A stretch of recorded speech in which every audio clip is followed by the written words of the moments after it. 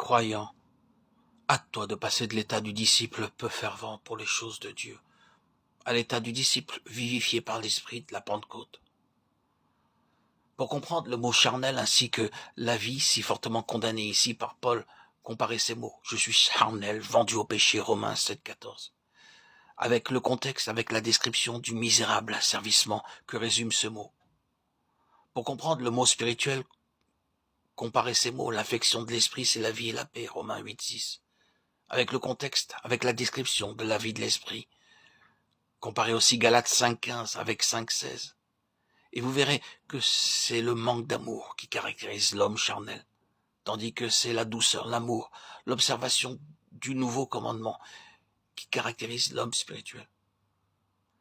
Quand un homme vient d'être régénéré, la nouvelle vie en lui n'est encore qu'un petit grain de semence au milieu de tout un corps de péché et de chair, animé de sa sagesse et de sa volonté charnelle.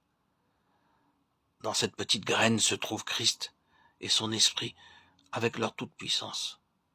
Mais leur présence est encore si invisible, si peu accusée qu'il est facile de ne pas le reconnaître et d'en douter.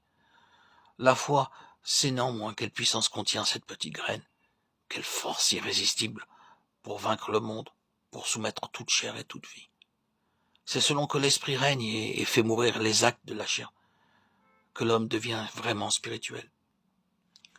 Il est très important que tout pasteur, que toute personne qui explique la parole de Dieu sache bien qu'il faut vivre soi-même d'une vie spirituelle pour avoir une perception juste et vraie de cette parole divine. Demandons à Dieu de faire de tous les pasteurs et docteurs de l'Église des hommes spirituels. Ce n'est ni la valeur de la prédication en elle-même, ni le caractère sérieux de celui qui prêche et qui enseigne qui assure un résultat béni, mais c'est la puissance de l'esprit, faisant du prédicateur un homme vraiment spirituel dans ses pensées, ses paroles et sa vie. C'est un premier pas d'avoir reçu le Saint-Esprit, mais c'est encore toute autre chose d'être devenu la possession du Saint-Esprit. Personne ne peut être régénéré sans recevoir le Saint-Esprit, mais que c'est différent encore quand il remplit tout notre être et qu'il fait de nous ce qu'il veut, sans obstacle de notre part. Dieu de bonté, daigne nous faire profiter de ton Saint-Esprit.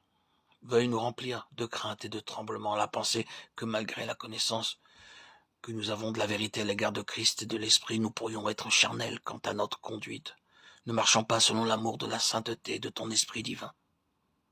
Puissions-nous comprendre que la science enfle, si elle n'est pas sous le contrôle de la charité qui édifie. 1 Corinthiens 8,11. Apprends-nous à écouter l'appel que tu adresses à tous tes enfants, les invitant à être spirituels.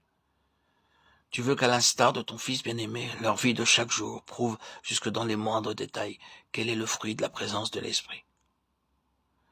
Puissions-nous répondre tous à cet appel de ton amour, qui nous veut conforme à ton image, en Jésus-Christ. Fortifie notre foi, ô notre Père, afin que nous soyons pleins de la confiance que le Saint-Esprit fera son œuvre en nous et nous rendra spirituels. Nous voulons rompre avec le moi et avec le doute. Nous nous abandonnons à Jésus pour qu'il règne en nous et qu'il se révèle à nous par l'Esprit. Nous nous prosternons devant toi, croyant avec une foi d'enfant que ton Esprit demeure en nous. Que notre âme soit remplie d'un saint respect à la pensée de sa présence.